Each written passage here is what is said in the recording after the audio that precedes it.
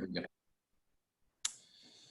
So I'm somewhat programmed in giving a lot of talks to make sure that I give a disclosure slide at the beginning. I will say that I'm only going to disclose that relative to this topic, my personal frame of reference is that my background really is in medical school admissions. But I think that the topics and the concepts we're going to cover today are really pretty broad and can be, in some ways, very generalizable kind of for other interviews. So with that said, I'm going to give you a few minutes to reflect on even the first few minutes of this conversation. I've got a poll everywhere here. I'd like you to use the next few minutes to think about what you just saw and heard me say. And in this poll everywhere box, put in a few words and we'll be back in just a few minutes. So I'm going to pull up the poll everywhere.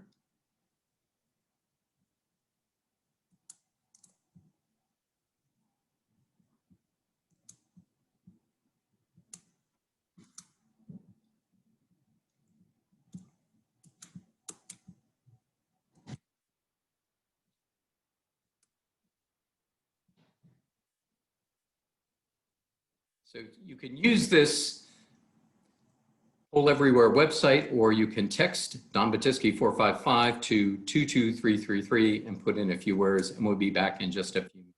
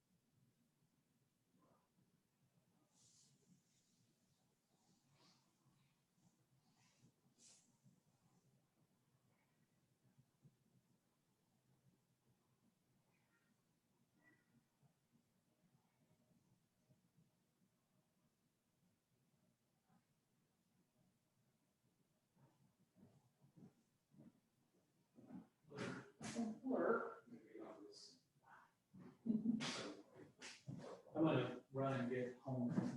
Oh, that's right.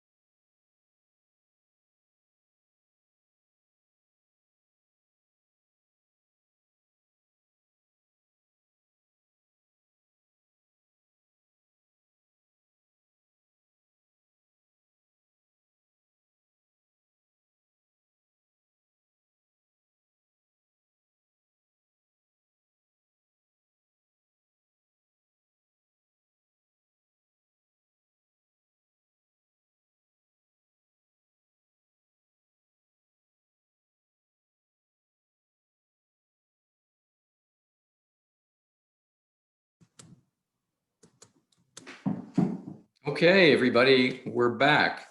Did the poll everywhere not work?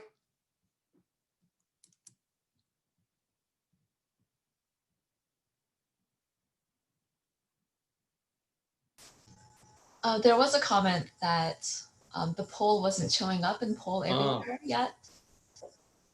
Well,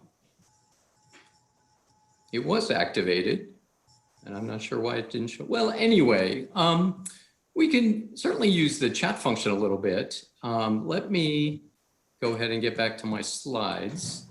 Kind of curious what people noticed. And we have folks monitoring our chat. And as we sort of get back to the presentation, oh, there we go. Look at that. So people noticed the background. It was a bit busy. We noticed that I was sort of wearing a bit of just a t-shirt and had a cap on. There was maybe a little bit of background noise. And certainly there were a lot of distracting things going on in that background. There we go. So lots of people, lots of things to look at. And while that might be kind of a fun thing to do when you're talking to your friends or catching up with your family, it seemed a little bit unprofessional for something like an official interview, especially a med school interview. Are you able to see that now? Okay, good, good.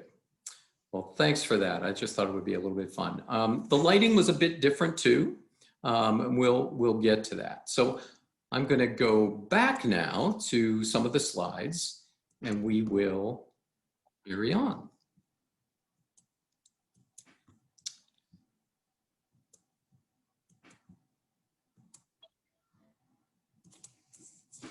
So if I think of the outline of this session and what I'd like to cover with you today, we'll add a little bit of background to maybe put this whole idea of the interview in context. We'll talk about types of interviews. We'll talk about the purposes of something like an interview for this purpose. We'll talk about the timing, when in the calendar year these happens, and ideally talk about some things that you can do to get prepared. I've always said that, you know, things like medical school interviews have been a source of stress for applicants for likely centuries. Over 100 years ago, back at the turn of the couple of hundred years ago at the turn of the 19th century, it was in some ways a lot easier to become a physician. You didn't have to have an undergrad education. You certainly didn't have to take the MCAT. However, most of these people that were brought into medical schools came from maybe wealthy families, or maybe encountered a physician that thought that maybe you had some impressionable skills, and they decided to take you under their wing, likely his wing, to train you. And the training occurred very much via an apprenticeship model. There was not a lot of formal classroom education. In the early 1900s, the Carnegie Foundation set Abram Flexner out across the country to survey American medical schools. And Dr. Flexner published his report in 1910. In summary, he basically said there are way too many schools. Most of them were substandard. There was not enough prerequisite training. And he made some strong recommendations that really became the bedrock of how medical schools were, for well into the 20th century, designed with at least some minimum requirements, some prerequisites. In 1910, the minimum requirement was a high school diploma and maybe 2 years of college. But then the idea of 4 years of medical school was put into place. It wasn't an apprenticeship that you just did until somebody thought you were ready to go. It was a bit more structured. So the first 2 years of medical school were in the classroom, learning the basic sciences of medicine, things like anatomy, with gross anatomy being a very key part of that, but also histology, physiology and biochemistry and behavioral science and pharmacology, all of these basic sciences. And then after those 2 years in the classroom, students were then tossed over to the wards, where they spent time seeing patients and putting all of that basic science into practice as they learned sort of the clinical art of medicine.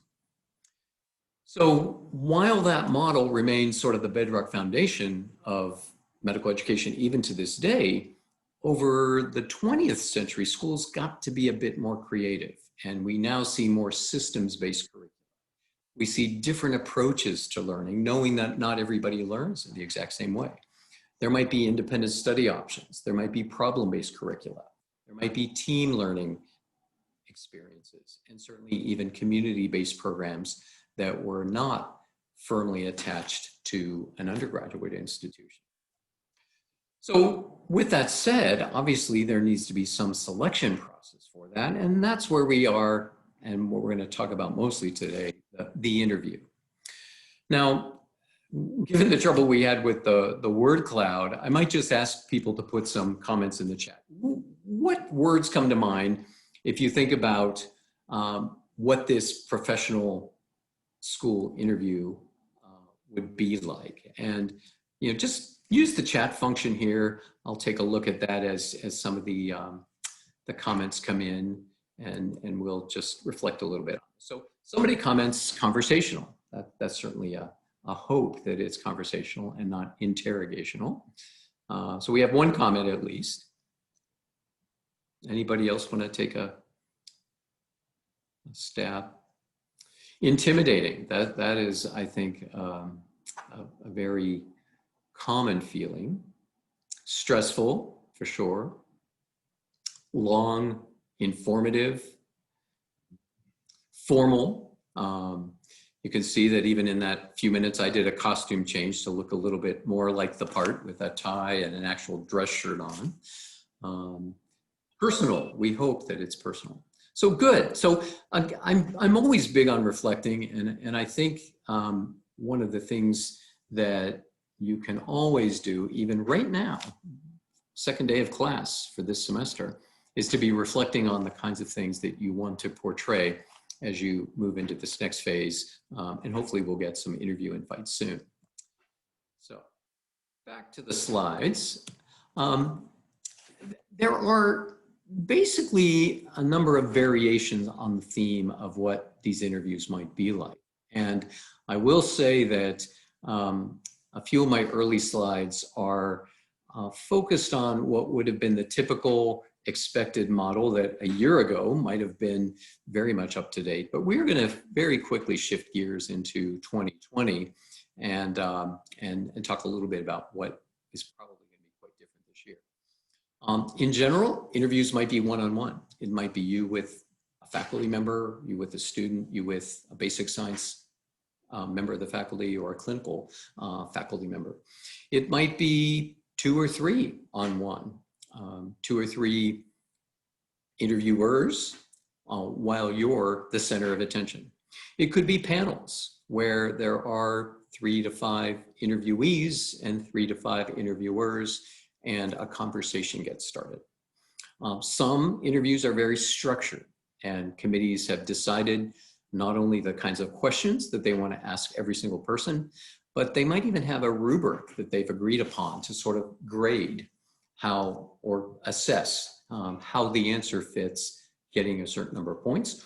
Or they may be completely unstructured, where we might sit down in a room one-on-one, have a conversation, maybe with a file, maybe with just your personal statement. It will vary from school to school. Now, some of you have probably heard of the MMI, the multi-mini interview.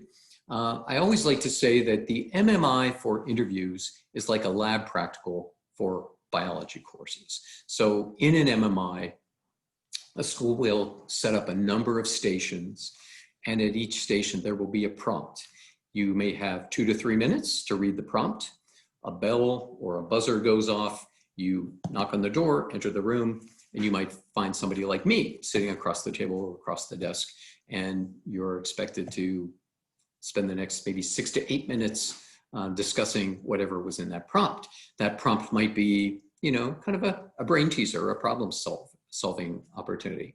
It might be a question that gets at some ethical or moral question. It might be an open-ended question like, tell me about you, and much more open-ended. The comment was made in the chat about interviews being conversational. And I will say that in present time, most medical schools have shifted very far away from the idea of interrogating applicants and really trying to get you to know as a person. We all know that these things are stressful by nature, and the goal is to try to kind of make you comfortable so we get to know who you are as a person. These interviews could be conducted by a number of different people. Certainly faculty comprise the bulk of the interviewers, and that faculty can be full-time faculty, could be part-time faculty. Within the faculty, there might be clinicians, basic scientists, or clinician scientists. There might be alums, there might be community physicians. It really kind of depends on the school. I interview here at Emory in the Emory School of Medicine, and I am one of the full-time faculty members. And in my role, I have the 30-minute one-on-one, and all I get before I meet the candidate is the personal statement. So I don't know everything that's in the AMCAS application. So when I ask questions, I just kind of want to know the answers, because unless it's something in the personal statement, I might not know. Sometimes students are involved, and students are often involved, and you hope the students are involved so you can get a chance to ask questions of the students as to what this culture of the medical school is like, and maybe some student-oriented questions. But sometimes you'll find that students are voting members on the admissions committee as well. So be mindful of that, especially if you have a host who's willing to, if you were invited for an in-person interview, to come and have lunch or sleep on a futon, you might want to be sure that you're on your best behavior. And sometimes there are combinations, especially in some of these panel interviews.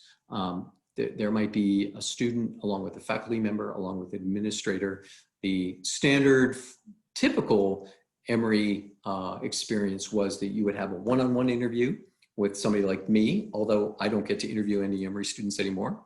And then you might be part of a panel interview where there would be 3 applicants with 3 people from Emory, usually a faculty member, a medical student, and also sort of somebody from the admissions office. So those are variations on the theme, and a lot of it will depend on who's available and the kinds of facilities that are available too. Now, when do these occur? They tend to occur for about half the year. Those of you that, I'm sure I've met many of you in the setting of getting prepared for the composite letter, know that we talk about the timeline. You've been working on this process for, at this point, 9 months. You've been working on that, getting ready to submit the composite letter application. Last winter, we worked on things over the summer. You've maybe submitted AMCAS in the spring. You're hoping to hear back from schools now. So interviews are the next step. And I will say that every school is dealing with what you are, what your families are dealing with, what every other school is dealing with, whether you're K through 12, college, medical school.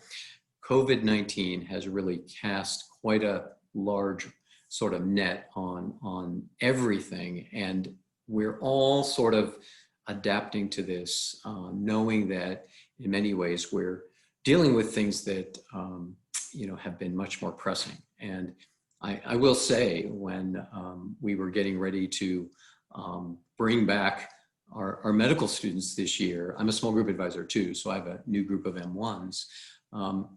I asked our admissions office at Emory, so just tell me, and this was, again, mid-July, just how many applications have you actually screened and invited for interview?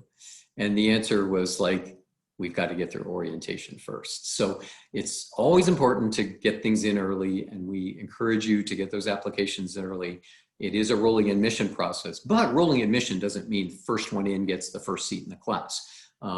It takes a little time to get these things processed.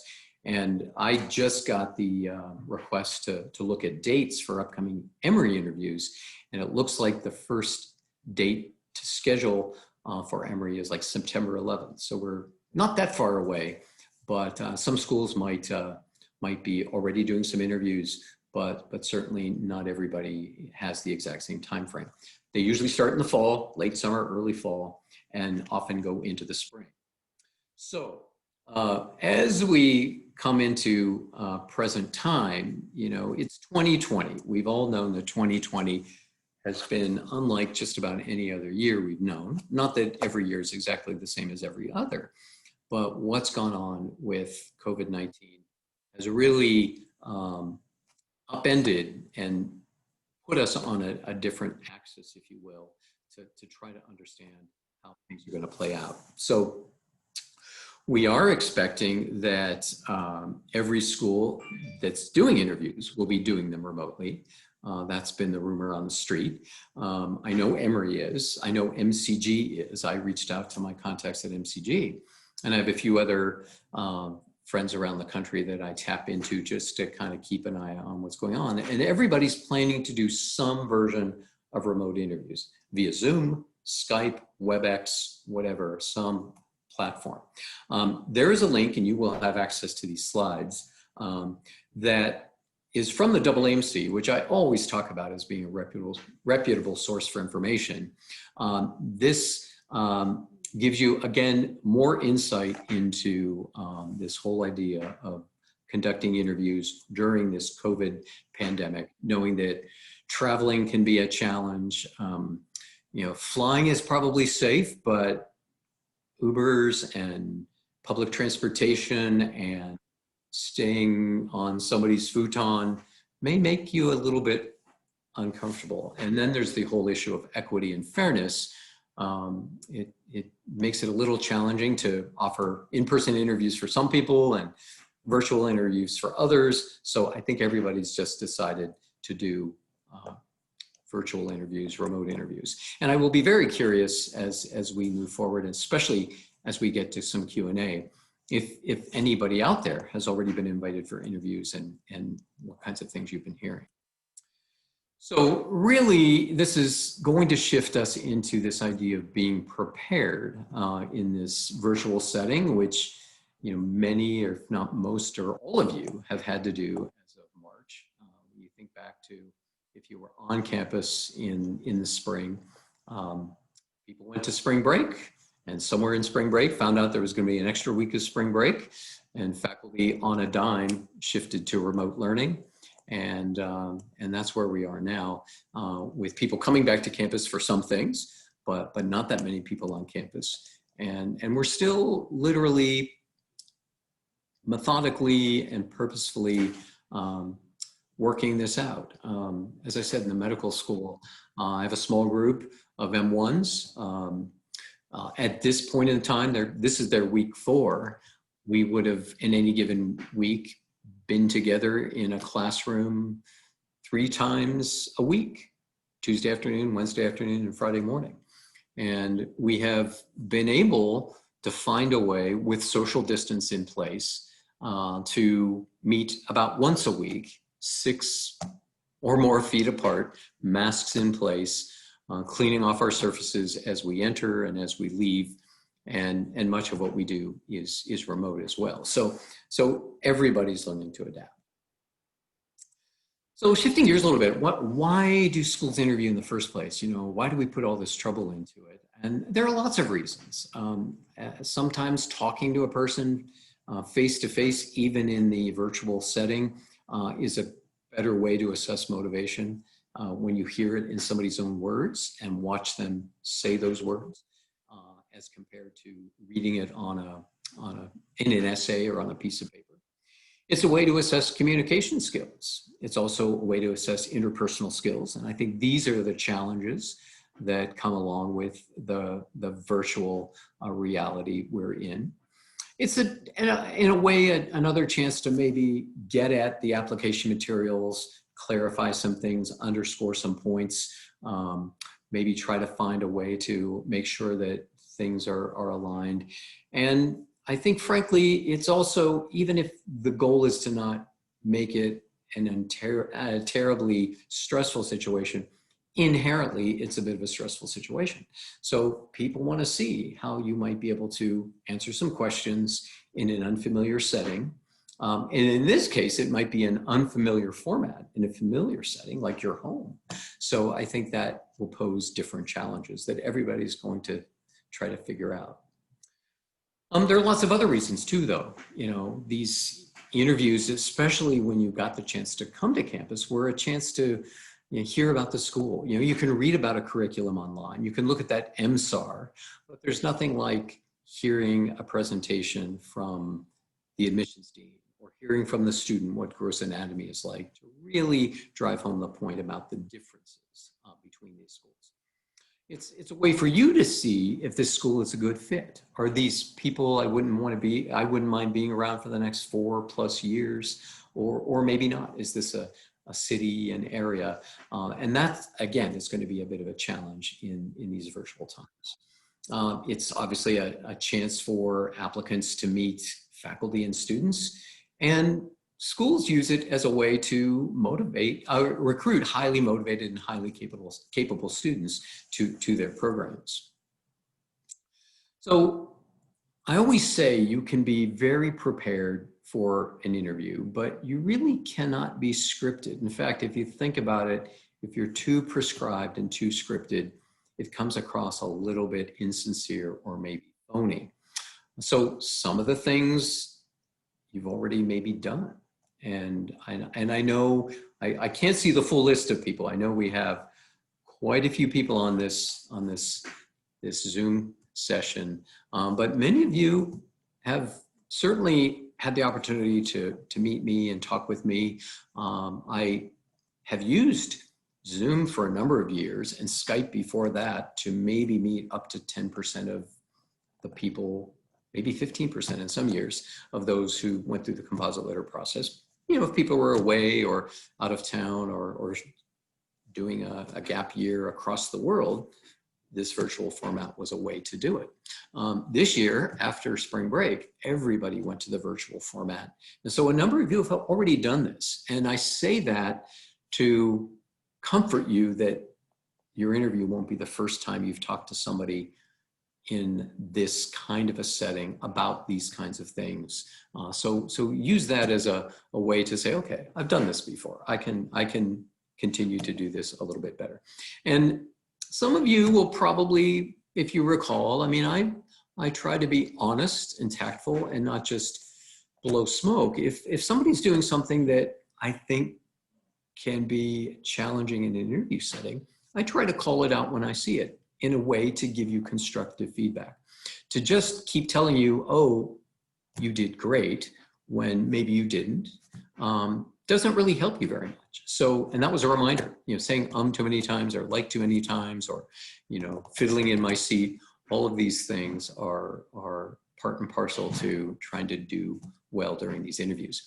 Another little sidebar, as COVID was reaching its first peak here in Atlanta and Georgia back in the spring, much of my patient interaction was through telemedicine. And you gain a lot of insights into what it's like to see a patient when that patient is in his or her home. For those of you that might not remember, I'm a pediatric nephrologist, so I see kids. And there were some kids that it was really very insightful and fun to see them in their natural habitat. And there were others that it was distracting. I tell a story of one of my teenage patients logging in, somebody I'd known for a while, so he was comfortable logging in himself. And as he popped up on the screen, he kind of looked like this. He was in a swivel chair, first off, and I could see about half of his head, and he kept rocking back and forth. I'm sure he could see me, but what he didn't realize was that was my view. So, again, it was a patient encounter, a 20-minute visit, but those are the things you just need to be even extra aware of when you're on camera. So you have the chance to practice. You need to be comfortable talking about yourself in a confident way that doesn't come across arrogant. And there's a fine line there sometimes. Think about open-ended questions. The classic ones: why do you want to do this? Why do you want to be a doctor? Why do you want to be a dentist? I know you've thought about it, and that's probably the one question I ask everybody when I meet, so that this isn't the first time in the interview setting when it really counts that you've had to think about that. Please realize it's not always the answer, but how you got there. Rarely will an interviewer give you a multiple choice question with one right answer. he or she wants to know maybe how you navigated a complex situation. You've got to be honest. You know, honesty will guide you in a way that is so helpful because the truth doesn't change. That's something my mom used to tell me long, long ago. I know sometimes questions come up. Well, what if the interviewer asks me something that I know is in my AMCAS application? What do I say? Well, you say the truth. And if it was true in your AMCAS application, say it again, because your interviewer might not, number one, might not have access to your whole file. That's why I mentioned when I interview here at Emory, all I get is the personal statement. So I might not know, unless it's in there, where you went to college or where you grew up. So if I ask, I kind of want to know. It's not like a trick question. Review your application. Again, anything you put in that application that you filled out many months ago now, and so much has happened since then, will be the kinds of things that people want to talk about. So it's always important to remind yourself what you put in there. And then, you know, think about current events. And goodness, we've got plenty of current events to talk about. We have seen sort of a collision of two pandemics. We certainly see COVID-19 happening. We see the civil unrest leased by, you know, the systemic racism and the challenges to that, in many ways uncovered by the COVID pandemic.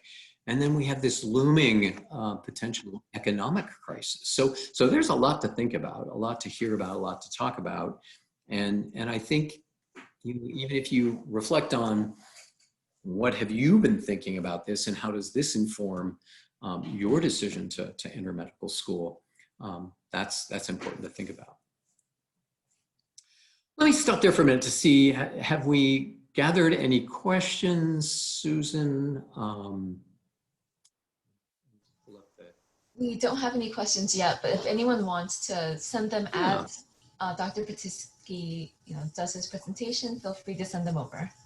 Yeah, I want to have time certainly at the end for questions, but if you, you know, sometimes you have a question and it escapes your mind. So if you want to throw it in the chat box, that's fine. And, you know, I will try to make sure that we, at least when we're finished with the formal presentation, make sure we answer some questions.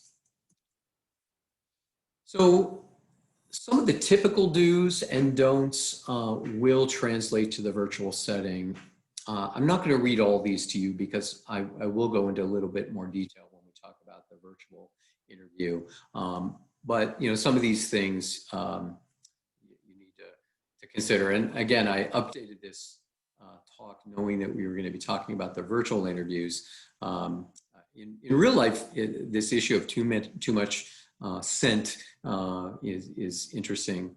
You know, in the virtual setting, you can probably put on all the cologne or perfume you want. It won't be that noticeable. So it's very much a brave new world. And I think another thing I would like to mention is as those of you that are out there on this call get some feedback from what this is all about, please touch bases with us. Please let your advisor know what's going on so that we can use that information to guide some of the programming we do and some of the questions we do. Now, somebody asked about how do we recommend staying attentive, coming off well and personable? Well, those are hopefully some of the things we're going to talk about as we move forward.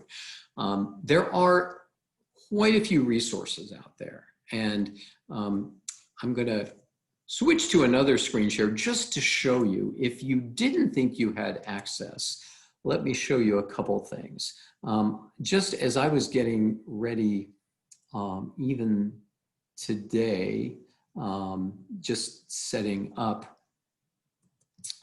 can you see that? Let me make sure you can see that. There we go.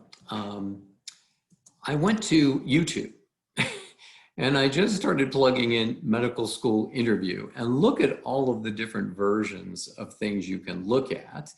And you know, there were countless numbers of videos that showed up, and that's YouTube. if you are a visual learner, an auditory learner.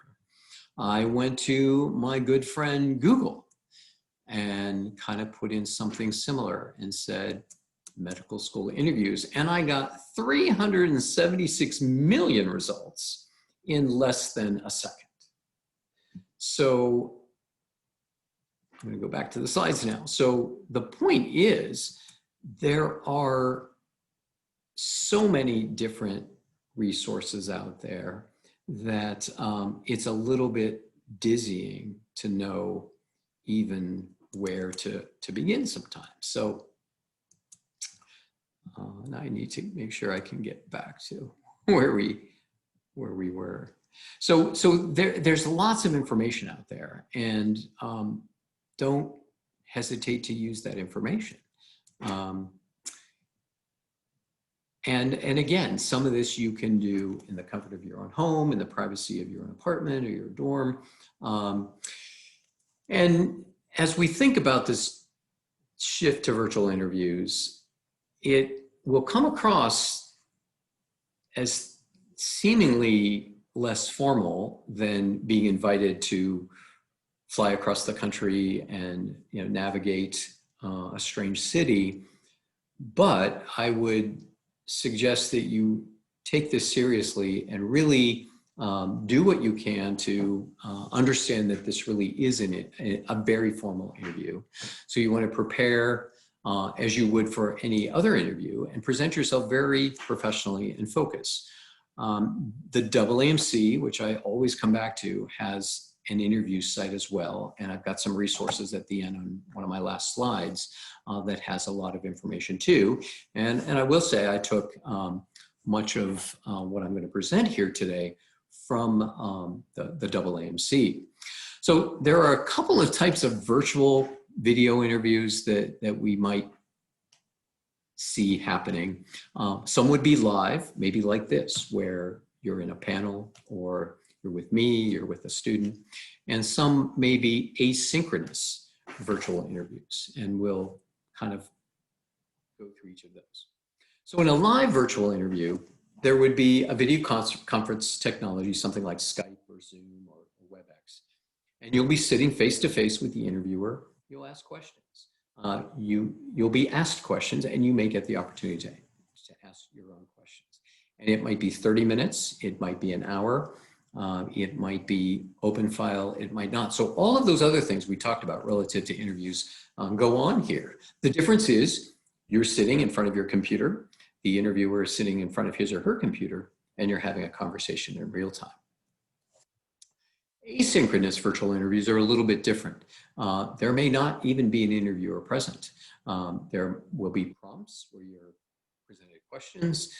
This could be via text or something that you read, or maybe a pre-recorded video. Your responses will be recorded and then sent off to the medical school, where they may sit down and look through a bunch of them at a time. But that is obviously a bit different when you're not interacting live with an individual. One of the resources, and I'll probably mention this again at the end, that we have access to at Emory through the pre-health office is something called Interview Stream, which is an opportunity to practice. And to be honest, this is something we've had access to for a number of years, and we've encouraged students to use it. In any given year, we've had some students take advantage of it. I think this year we're going to find that it's going to be maybe more useful because it may be very similar to what some of the schools are doing for real. There are always countless types of questions, but again, this is taken from the AAMC. There are sort of three categories of questions that you might come up against, and we'll go into each of these in a little bit more detail. Behavioral questions.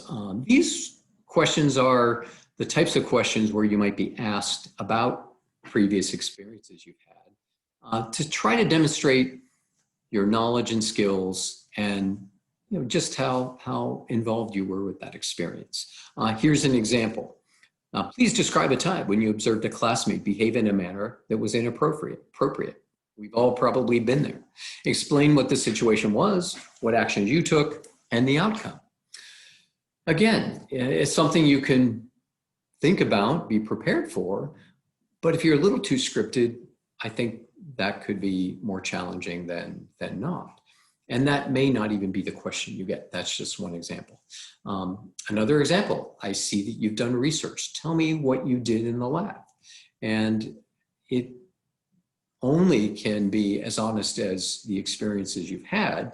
So what you've done informs your answer. And so that's where reviewing the materials you've sent, knowing that those may be the issues that start conversations and the beginnings of questions, it's important to just be honest and be comfortable with who you are. There could be some of these general questions. Tell me why you're interested in going to medical school or this medical school. How did you decide you wanted to become a doctor? When did you decide you wanted to become a dentist? General questions are just that. They're sometimes a bit vague.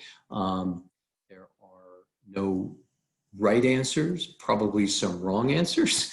But I think everybody knows that those kinds of open-ended general questions are going to be part of the format. There might be situational questions, and these come up especially in some of the sort of MMIs especially, but they could come up in a one-on-one situation as well, where you're asked to demonstrate something that you would or should do in a hypothetical situation.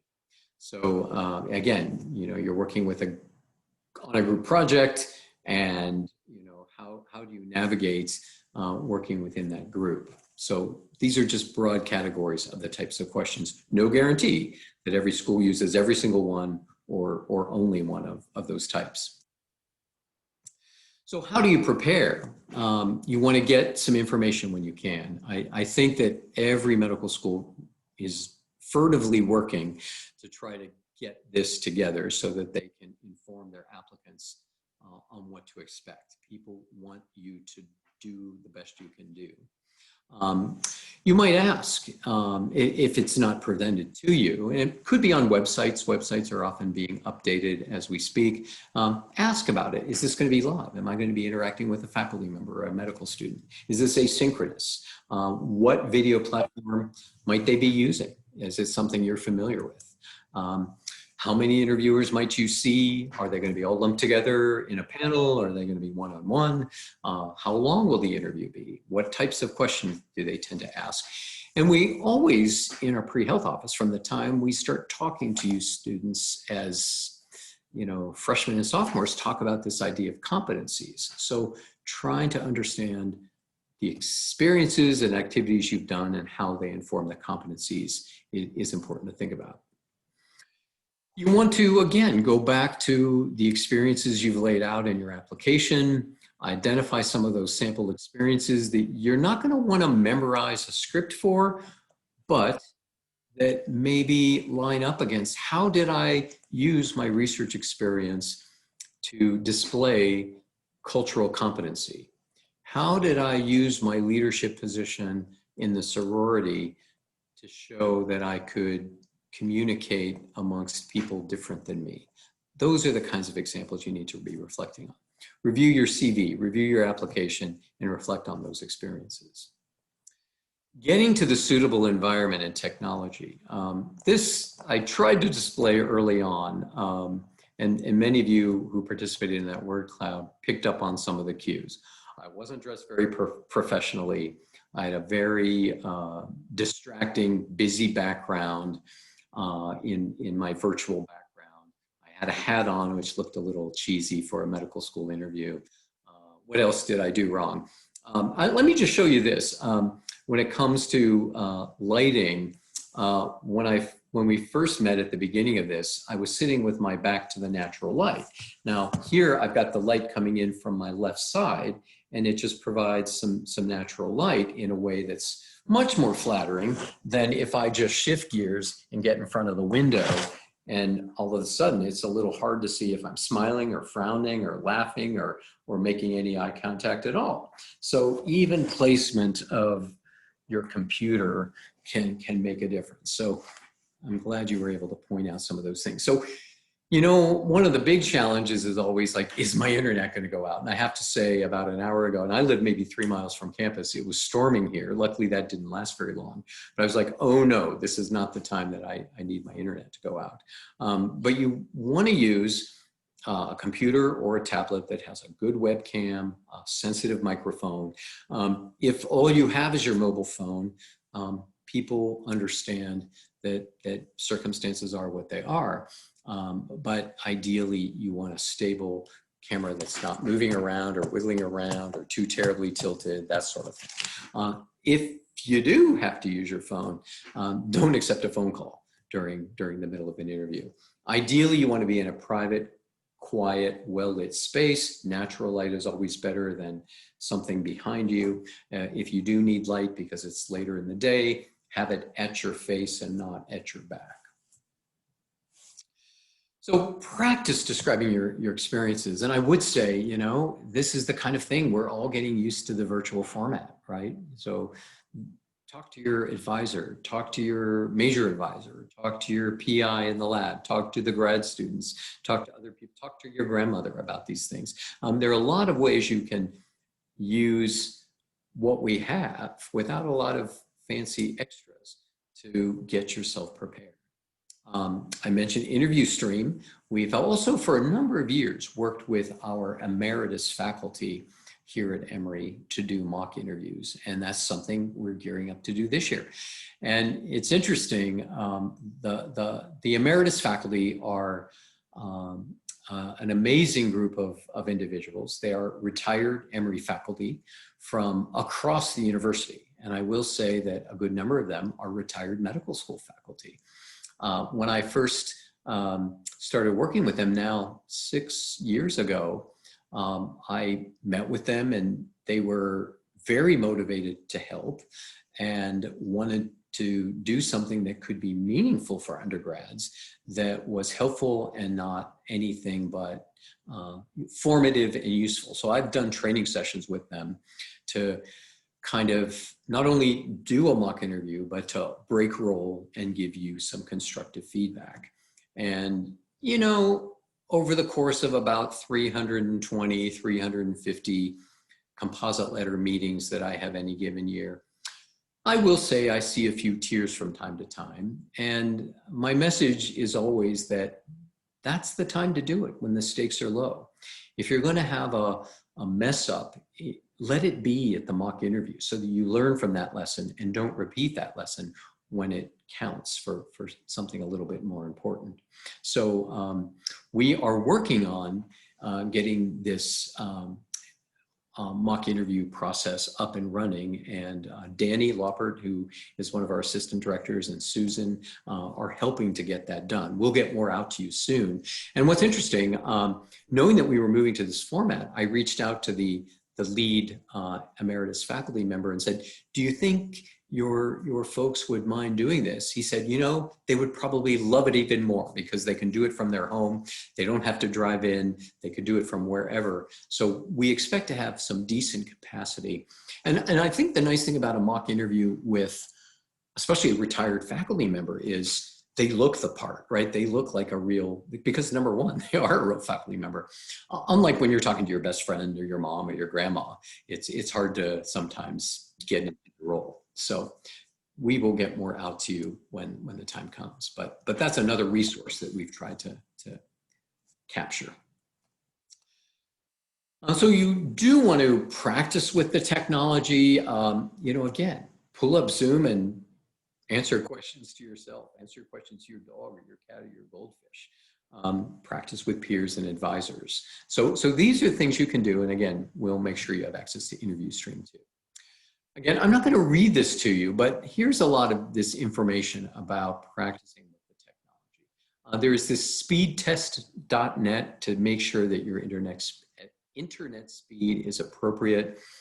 Make sure you're looking at the camera and not maybe somebody on. That's the interesting thing about teaching in the Zoom setting. You want to look at the person who's maybe in your little Brady Bunch box, but really looking at the camera on the computer is the way to maintain eye contact. And that takes practice. Try to not use those hands or getting them in the way. try to be in a stable chair and not that swivel chair that's moving back and forth. So these are all things that, frankly, even later today, you can practice if you wish. You want to set up the technology so that everything works and you get it all practiced. Again, play with the background. Having a more neutral background is better than having too much back there. On the other hand, a nice bookshelf doesn't hurt, provided that there's nothing too revealing on that bookshelf. You know, a nice picture could sometimes jumpstart a conversation with someone. Beware of pets. I have cats, so I had to make sure that my door was closed so that one of my cats doesn't walk across the screen. These are all these little things that you sort of take for granted. But, you know, in this setting, I don't think anybody's going to like reject you for having your cat walk across the screen. But you know, it's just one of those things. It could be a little bit of a conversation starter, but you want to do your best to just keep it pretty neutral so everybody's focused on you. I see the chat box popping up. Let me see what's come up here. Do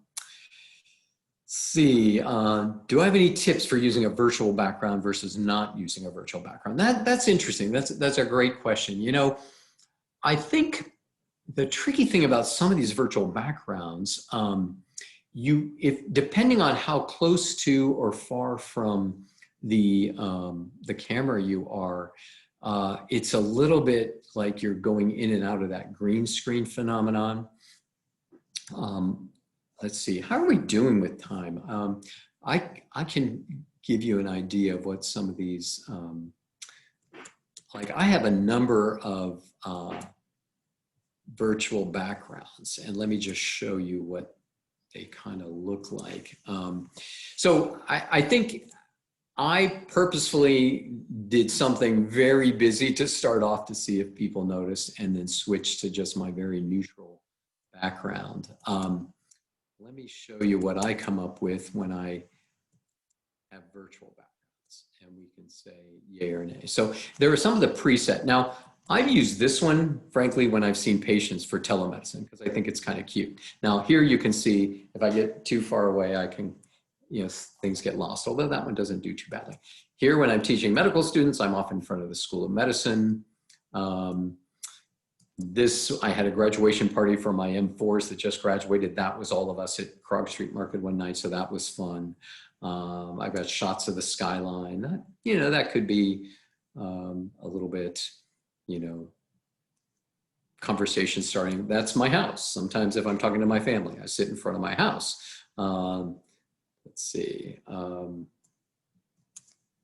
Coronavirus, if you really want to scare somebody. And then if you really want to just talk to somebody about being in a nice place, I go to the beach. The beach is my happy place, out on the water. So that was a sailboat I was on not that long ago.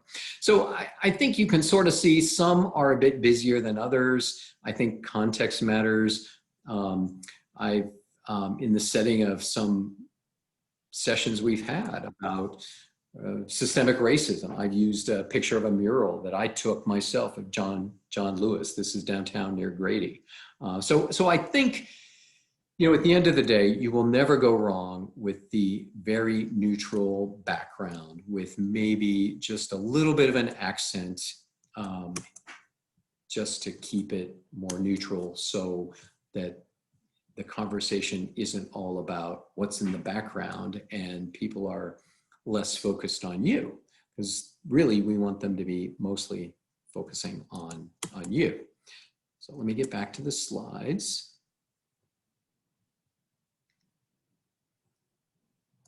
And there are a few more questions.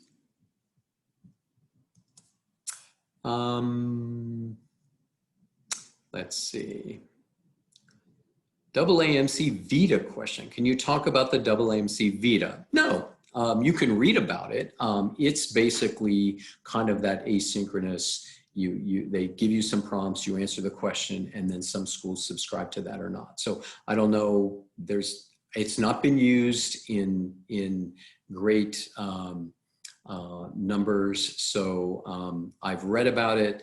I've never seen it used in real time. I've been curious to know we did, There is a list of schools that are thinking about using it or planning to use it, and we can dig that up again. I'm pretty sure we posted that somewhere on our blog, but it may have come in earlier in the summer. But I've never used it. I've never seen it in actual use.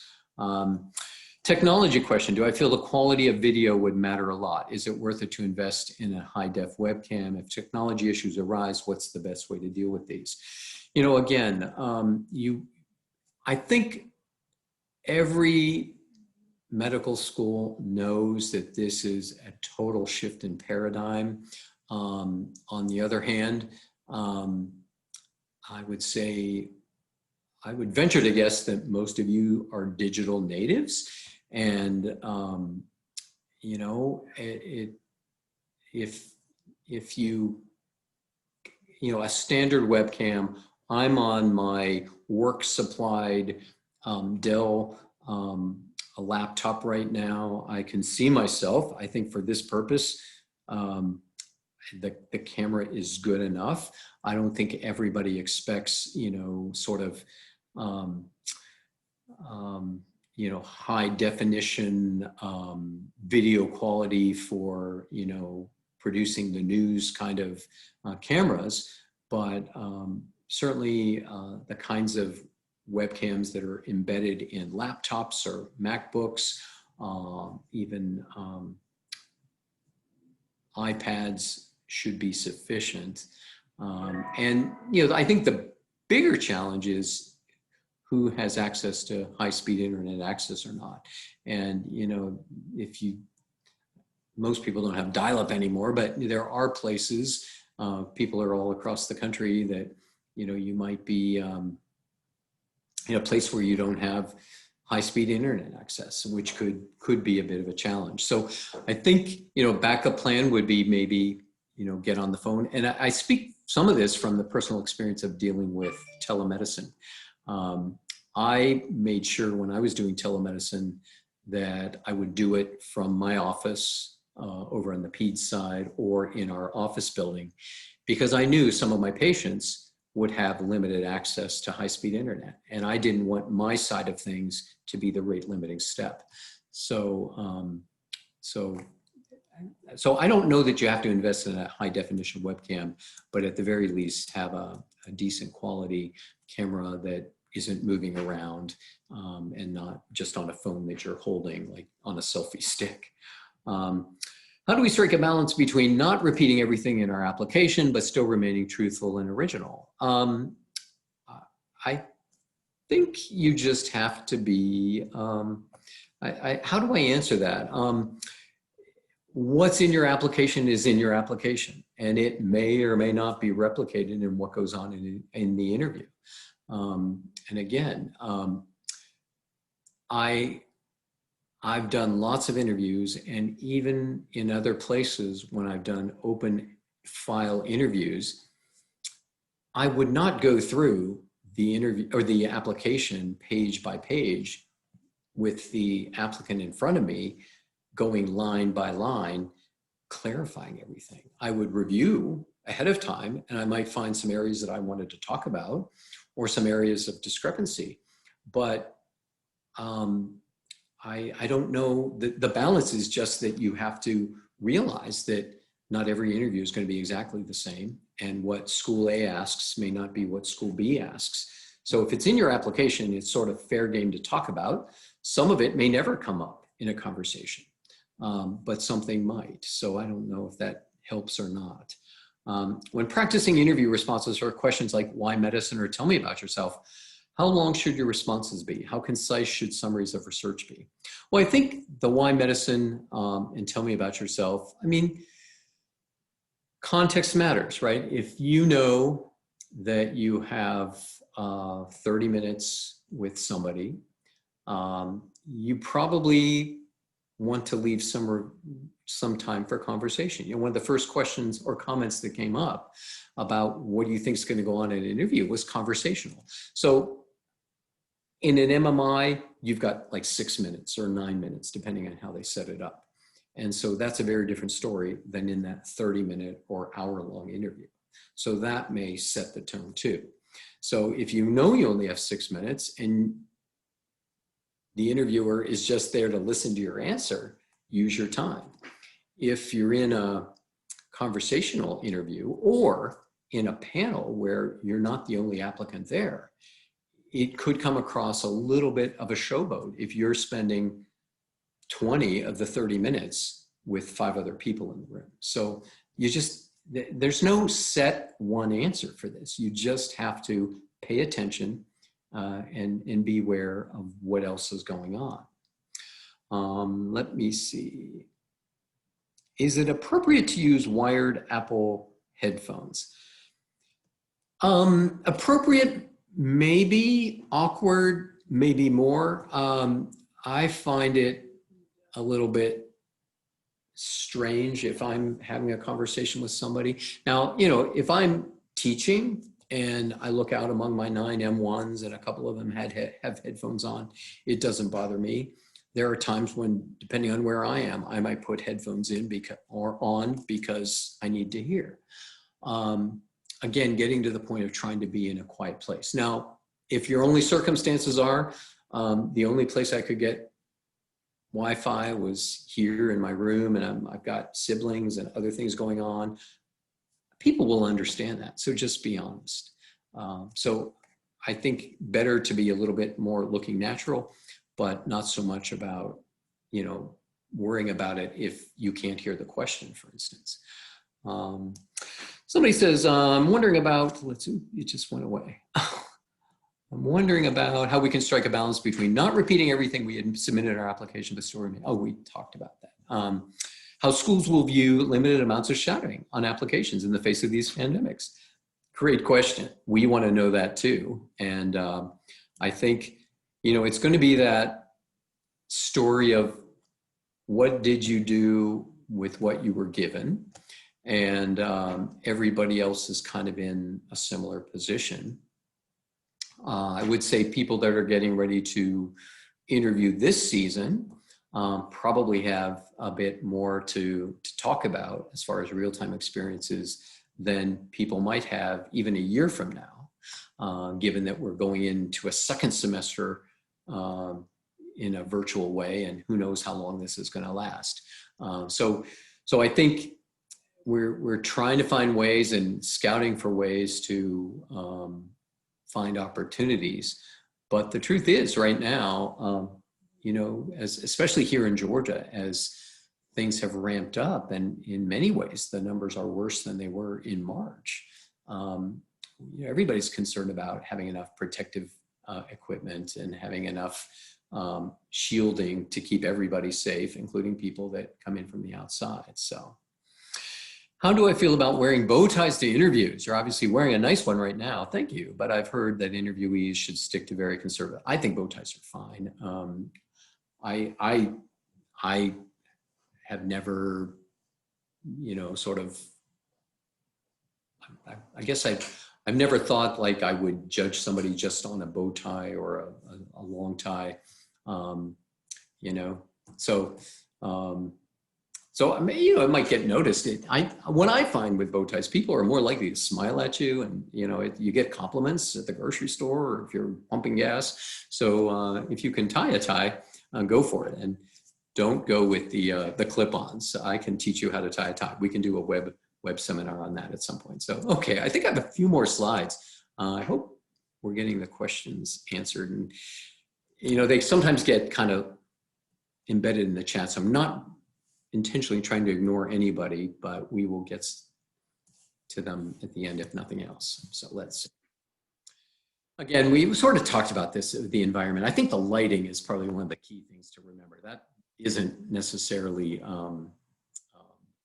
intuitive. I mean, it's like you might notice it when you see yourself, but if you're sitting in class or doing a case-based discussion with a small group, it's less noticeable than when you're on interview. People want to be able to look you in the eyes, even virtually. They want to be able to see your facial expressions and that sort of thing. So again, backlighting is a no-no. Having natural light if you can, lighting to the front is helpful. Dress professionally. It's interesting. You hope that if you're sitting still and sitting in one place, you can get by maybe with a nice jacket and dress shirt and a tie if you wear ties. But you know, I don't think anybody's going to ask you to get up and turn around. So if you want to wear your gym shorts, I would be okay with that because I probably wouldn't know. We talked about, you know, having that camera at eye level. This issue of trying to be fresh, I think we're all finding there's you know, I haven't seen it yet published. This phenomenon of Zoom fatigue, I think is real. Tuesday, I was on Zoom from 11:30 until about 6. I had a few little breaks here and there, but you know, it's draining because you are doing the task at hand. You're talking, you're interacting, you're teaching, you're learning, but you're also a bit more aware of the fact that I need to keep looking at this camera and I know people are watching me and what's going on in my background. So it ends up being, I think, in many ways, much more exhausting than having to fly across the country and having a delayed flight and all that goes in with that. So try to get a good night's sleep the night before. Try to at least look for the silver lining that at least I got to sleep in my own bed in a comfortable place, maybe have, you know, breakfast in my house, didn't have to get lost or pay for parking. So all those things come up.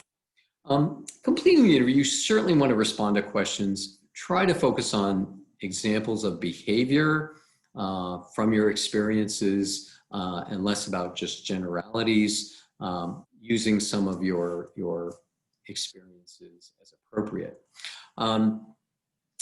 This is an interesting point. This was taken from the AAMC piece that we'll make sure you have access to.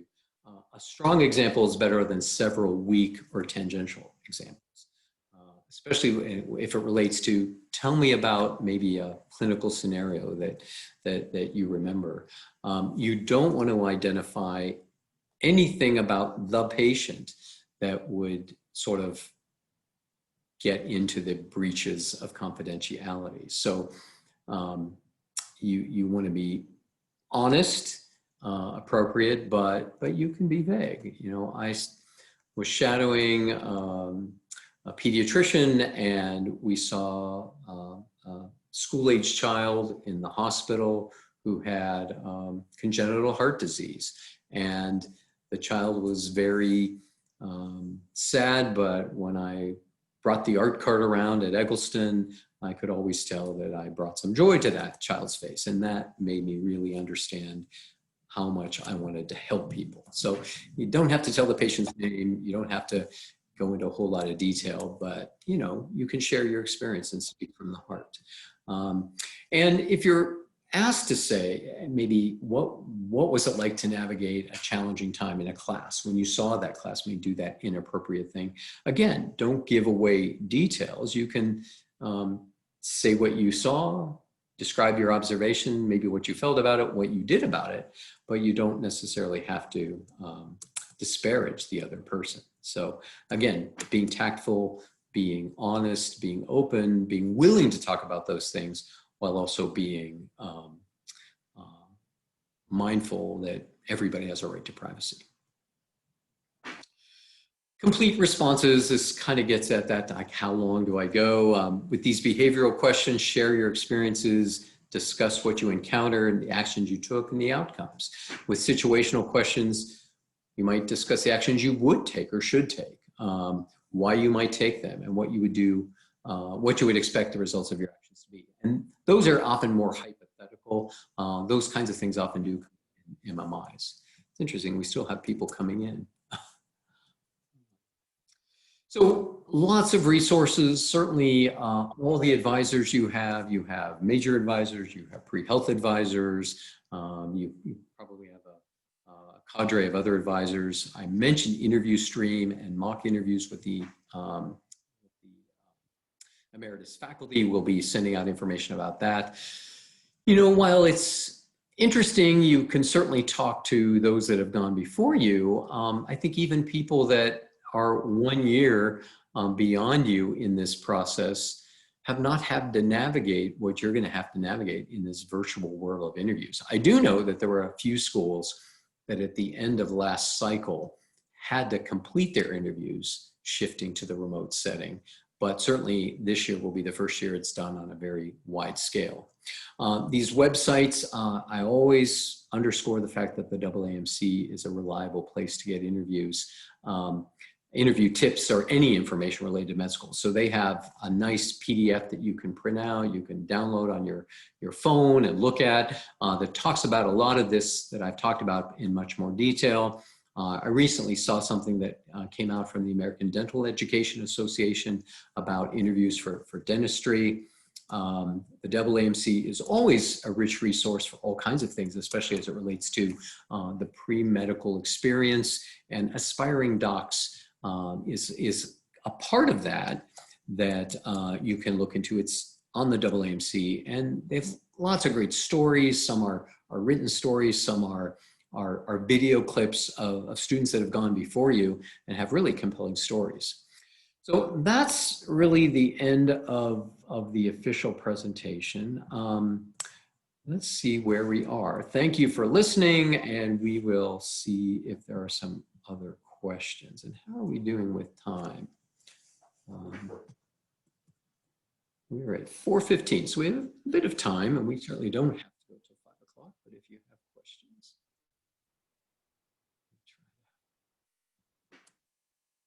Stop the share and just get to the gallery view.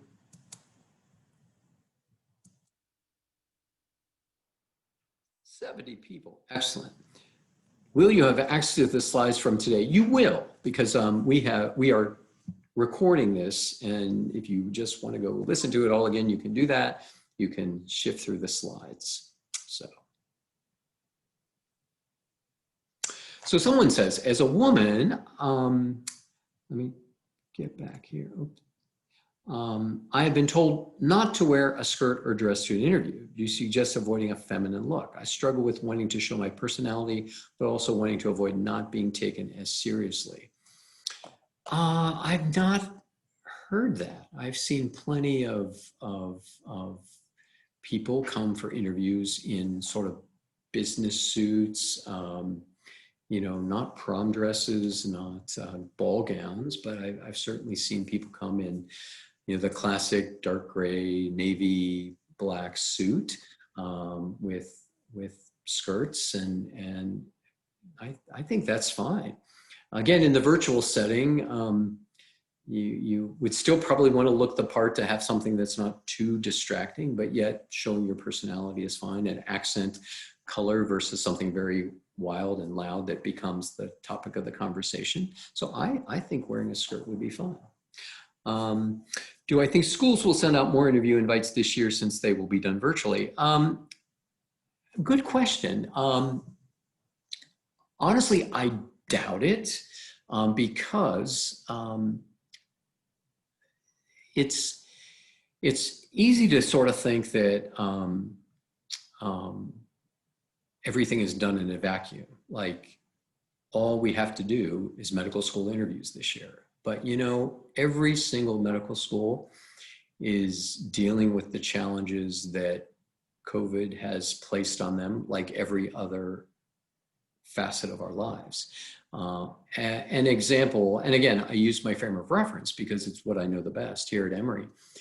I will say that when I got the information for this year's interviews, it basically looks like they're going to do about the same number of interviews that they did in years past. The same number of slots. The way they'll be arranged will be a little bit different. But because we have had to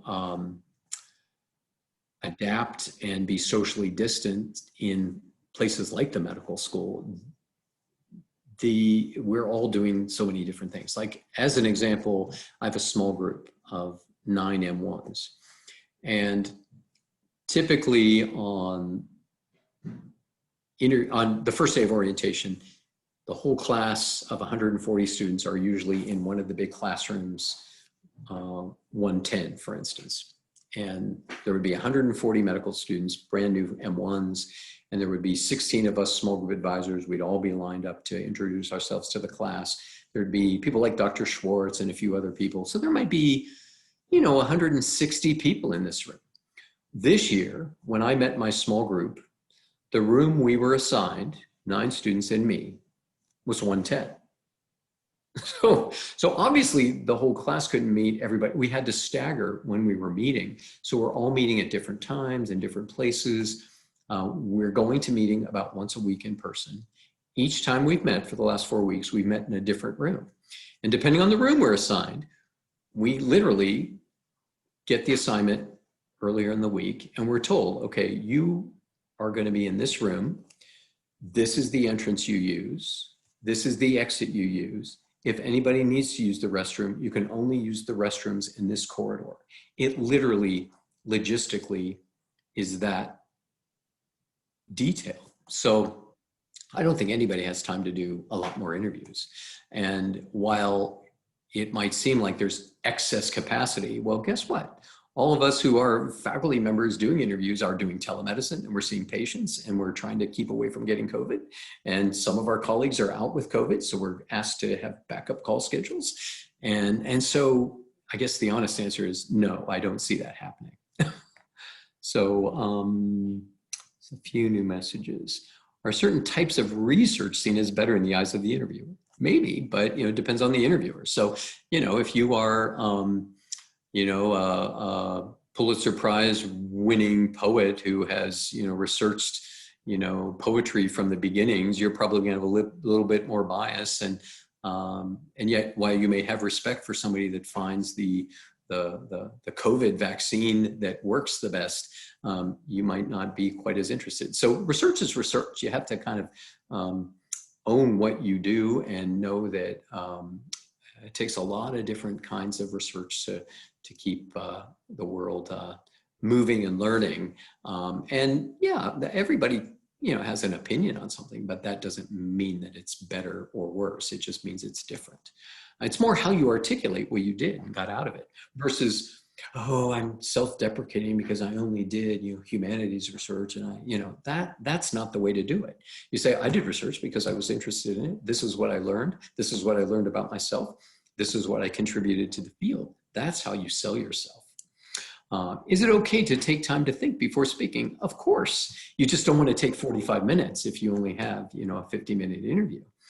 Sometimes the silence is stressful, but not being so afraid of it that you have to fill up every single moment with a word. If there is a pitfall that I find, it's that people feel pressured to fill that space with every single word.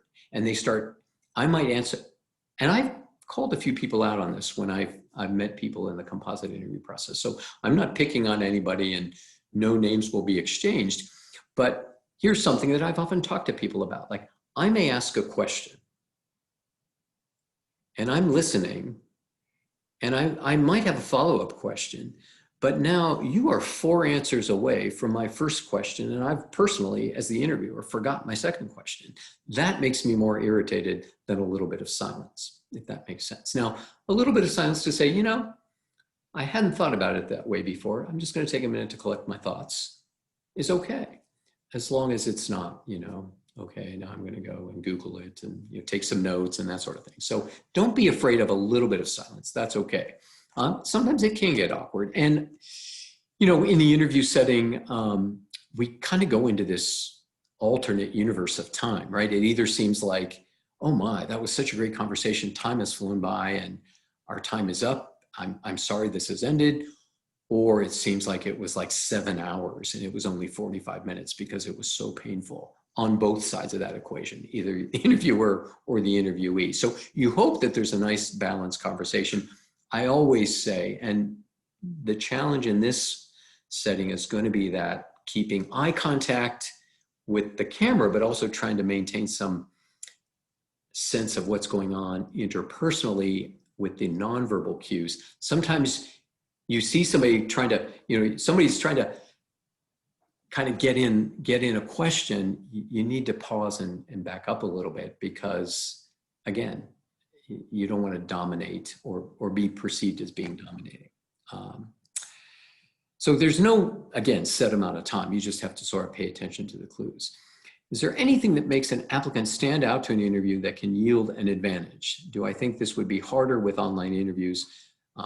with body language. I do, and that I guess I sort of got at that. You know, I've always said when posed the first part of that question, you know, the interviewers, the interviewees that stand out to me are frankly the people that did something really outrageous. Vast majority of people do just fine. Now, you know, I pride myself as being somebody that tries to be nice and empathetic and compassionate. And I own the fact that I know it's a stressful situation. And part of it, I've walked in those shoes, those uncomfortable shoes before. But I also know I have a job to do, which is assess some of these things that we're trying to get at. So I can't claim to be like everybody else, but I do think people like me are members of committees that want to see people succeed. We want to see people eager and interested in coming to our medical school. And the other piece to always remember is that when you think of the scope of the applicant pool, not everybody gets interviewed. So if you've been invited for interview, things like your grades, your MCAT scores really don't mean a lot to me at that point, especially in my role as an Emory interviewer. My goal, stated goal, is to just get to know you as a person, to see what you're like for real. I don't ever question people about their grades or their MCAT. I might ask, what was your favorite class? I might ask, why did you choose that major? But I'm not going to get into your transcript. That's, you know, I just trust that somebody who screened this file felt that this person was worthy of being here academically. And so you've got what it takes to have the academic horsepower, as I talk about. Now I just want style points for who, and most people are frankly acceptable, because if you get to that point, you've got what it takes. It's like, do we have room for you if we only have a class of 140? So that's the thing to kind of keep in mind. You don't want to be cocky and feel that this is a slam dunk or a cheap shot, but rest assured that you deserve to be there, and you just need to be mindful of that. And I think it is hard. Again, trying to maintain eye contact virtually, where I need to look at the camera, yet I also might want to look here and there at you to see if you're falling asleep or engaged in my conversation, or looking like you have another question for me, or bored out of your skull. So that will, and that's the value of practicing, and practicing with somebody that can be honest with you. You know, it was okay to look away for a minute. It was okay to scratch your nose, you know, but it's challenging.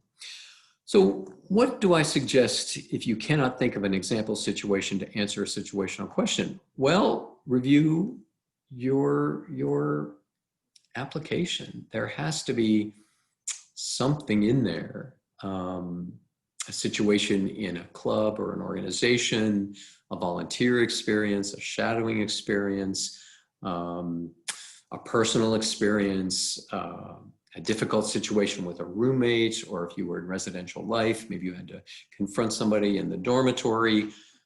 Maybe you had to go talk to a professor about a challenging exam. I think, you know, again, we can make up a lot of hypotheticals, and we never know what exactly is going to be asked of us. But I think that's the point about sort of reminding yourself what's in your application. Received an email about Casper Snapshot, an asynchronous interview tool. Some schools are saying it is optional. Do you recommend completing optional asynchronous interviews? You know, if it's optional, it is just that. I don't think you need to read too much into that. I think it's probably optional because some schools are probably trying to figure out how to use it, and probably not, if it's optional and everybody doesn't do it, then they probably won't be sort of discounting you for not taking it if it's optional.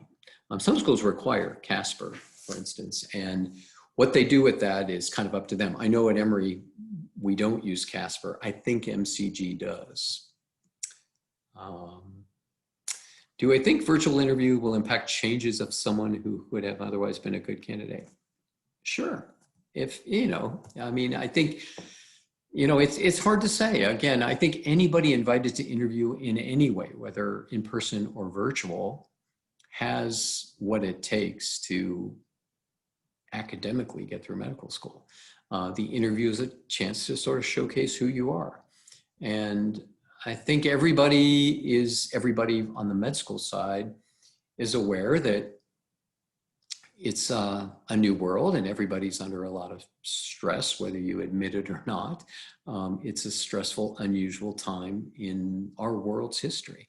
So I don't know that people are going to be any globally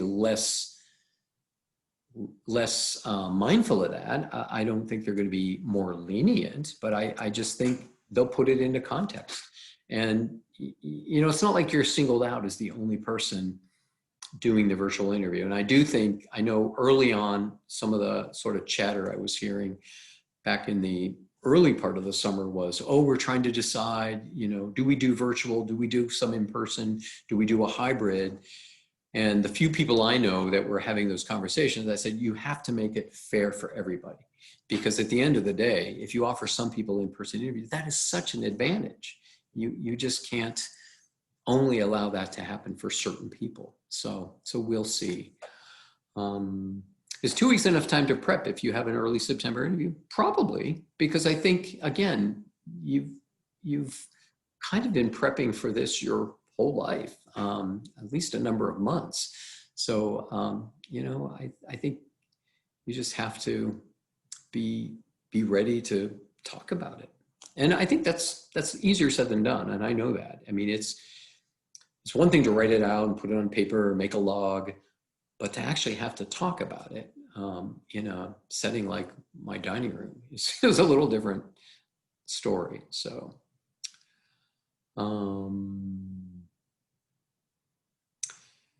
again, the question of how long to talk, there's no right answer there. I think you have to sort of, nobody expects I don't know if anybody's watching the convention this week. I've been glued to it, but nobody's expecting, a President Obama level 25-minute expose on why you want to be a doctor.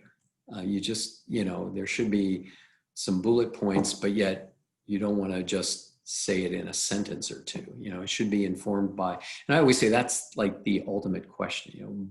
It gets at why is one thing, but then how do you know, informed by the experiences you've had, helps you articulate that a little bit more. And, 3 to 5 minutes is probably as much as most people want to listen to before maybe having you take a breath and maybe getting into some clarifying questions. So that might be a way to think about it. How do you recommend getting past one bad question you have a faulty answer to? How do you go about redeeming that? I don't know how to answer that. I mean, if this person wants to, if you're thinking of an example of a bad question, or maybe more like a bad answer, I'd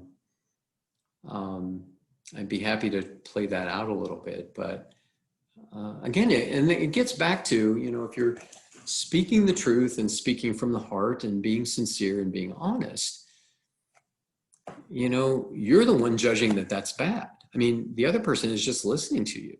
And what you have to say, if it's honest and true, is just what it is. And I mean, people don't just, and again, people are trying to sort through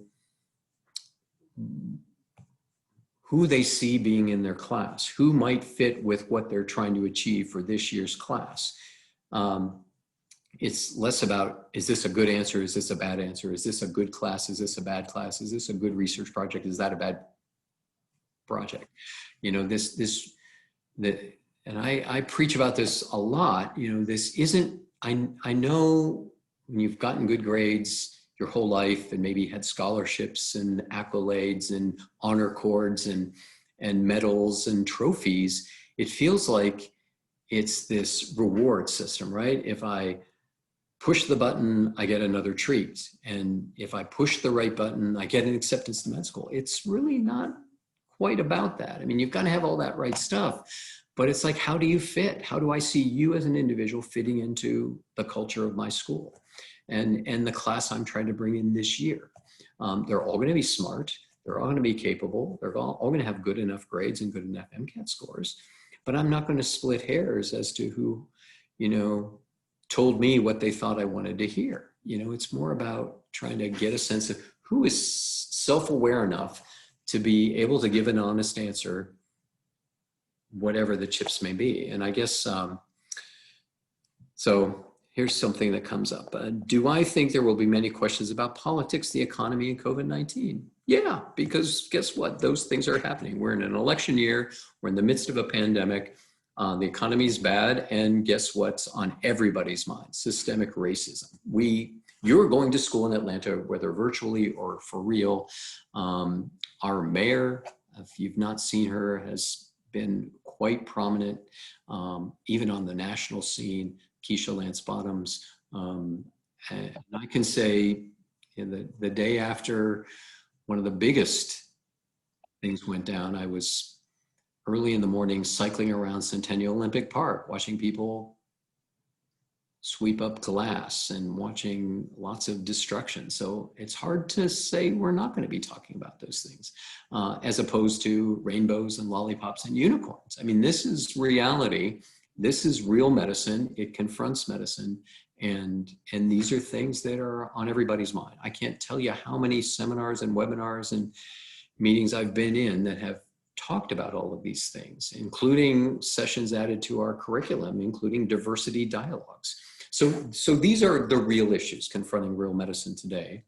And, there's no one way to be best prepared, but to think that they're not things that impact our lives is a bit naive. So know that. And I don't think people are going to ask you who you're voting for. That would probably be a real big no-no. But people kind of want to get a sense for, are you willing to take a stand? What are you willing to take a stand for? And if nothing else, to sort of see how you react. Do you break down in tears, or do you have an answer? There's some wrong ways to deal with that, and confronting somebody else or being disrespectful is not the way to handle that, but having a respectful, honest, thought out answer is a good way to consider that. And again, I don't think people are going to be asking you who you're voting for. They're not going to ask you, what your bank account looks like. They're not going to ask you, all of those little details. So if the interviewer asks for your opinion about a controversial issue, how would they want me to answer? With your opinion. How else would, again, how many more times can I say be honest, be truthful? Maybe you have no opinion, and that's an answer too. And again, people know, they're kind of well aware that you are a medical school applicant. So you can have a theoretical idea of what you might do and why, but you're not even a medical student. So nobody's going to expect you to do something that you're not trained to do. In fact, it would be a little bit more concerning if you said you'd go and do something that you're not trained to do. So I think that's where you have to kind of be realistic about this. I don't see people, putting you in a situation where they're going to want you to do an appendectomy. That's just not likely. What would you do if a patient comes to you asking for a legal procedure that you don't feel comfortable performing? That's a valid question. I'm a pediatric nephrologist. Somebody might come to me with right lower quadrant pain. I'm not going to do an appendectomy for them. I'm going to refer them to somebody that can help them. That's what I'm going to do. I'm going to take care of that patient. I'm not going to abandon that patient. I'm going to do the right thing. Is it a bad thing that I can't do an appendectomy? Some people might say it is, but you're a doctor. So, you just have to realize, and I hope your time here at Emory, you realize rarely are things black and white. There are lots of shades of gray in the middle. Do I have any guidance on approaching touchy topics like politics? Well, I think you have to own who you are and be willing to be honest without being defensive, by being informed, by realizing that you will find that certain things are always going to be touchy. Classically, things like religion and politics are always things that people don't like to talk about, even within families at times. And again, you know, and if you don't feel comfortable, you have to be willing to own that. Now, I don't feel like I should talk about that if you don't want to talk about it. Now, you got to remember that with every answer to any question, there are always consequences. So, you know, again, it's that matter of, am I true to myself and honest with myself and have that thing we call integrity? Or do I try to fit into a mold that I'm really not comfortable in and live with the uncomfortableness for the rest of my life? That's a choice only you can make. So I don't see too many people, you know, people want to know why you want to go into medicine. Now, all of this is wrapped up when it comes to, you know, how do we pay for care? We see disparities in care. We understand that there are social determinants of health and illness that are at play, that are part of the national dialogue in a time like this.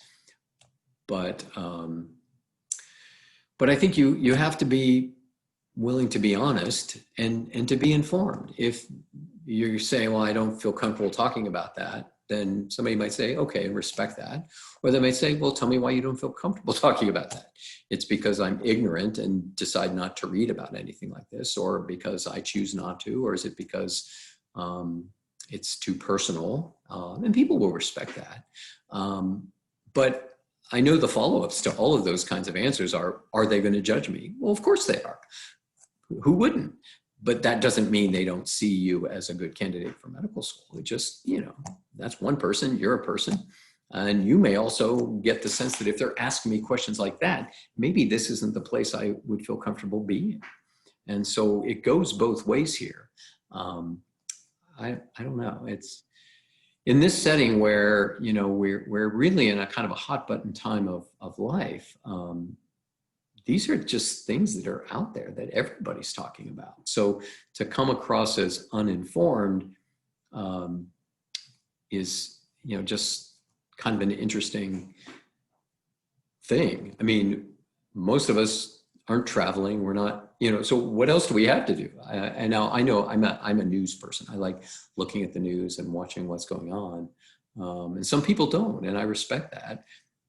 But it doesn't mean that people aren't going to wonder about that, you know, given that so much of what's playing out within the political, economic sphere does have impact on health, illness, and health. So if the interview asks for your opinion, we talked about all that, abortion, euthanasia, stem cell research. Yeah, I don't know. I mean, one of the questions may come up of who's going to, you know, have the first effective and safe COVID vaccine. I'm in that clinical trial, by the way. I got my first dose of the vaccine or placebo on Monday, and so far I'm doing okay. So, well, I think we covered questions. All I can say is you just really have to look at some of these resources. The AAMC guide, it's, I forget, 8 or 10 pages, goes into a lot more detail, even some of the technical details about the technology. So I would certainly go there if you want to sort of read up and study about this a little bit more. The nice thing about YouTube or Googling, you can find banks of questions that you can just even quiz yourself with. Again, you can use Zoom for yourself to interview yourself or ask somebody to do it for you. have a conversation or talking. But I mean, I've been Zooming with my family, you know, I don't think of that as an interview, but it really, it's so available. So try to use it, try to pay attention. Nothing else, you know, video yourself and critique yourself. I think we're our own worst enemies.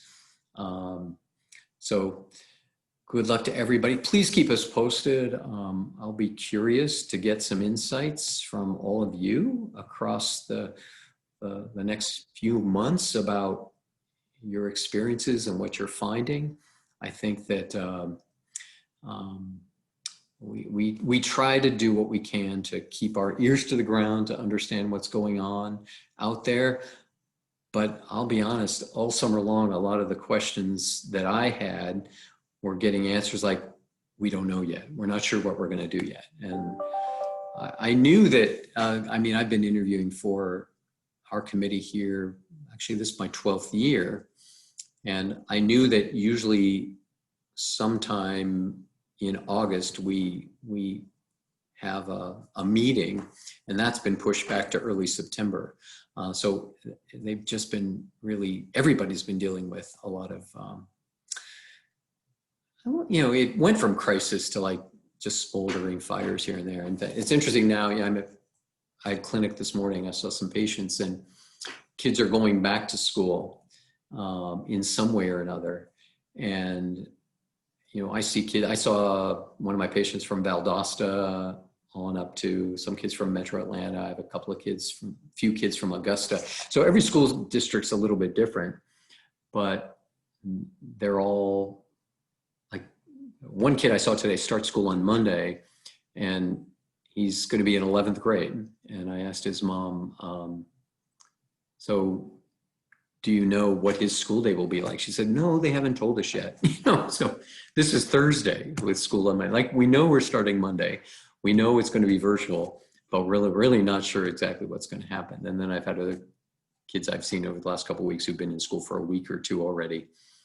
And one kid I saw today, they started school in person, and after 3 days, a teacher and a number of staff came down with COVID. And so they shut down for another 2 weeks. So it's everybody's. I'll be curious to see if we, Emory, make it to Labor Day. You know, you've probably seen the news on UNC and Notre Dame and a few other places. So stay safe. Oops. Stay safe, wash your hands, don't touch your face. I just preach that over and over again. Wear your mask in public places. So be careful and be healthy, and keep us posted. I miss seeing all of you. We would have ordinarily done this in like Whitehall, and it would have been fun to talk to people and see people, but I appreciate your willingness. So I have a 5 o'clock meeting with my medical students, so I will sign off and thank you for attending.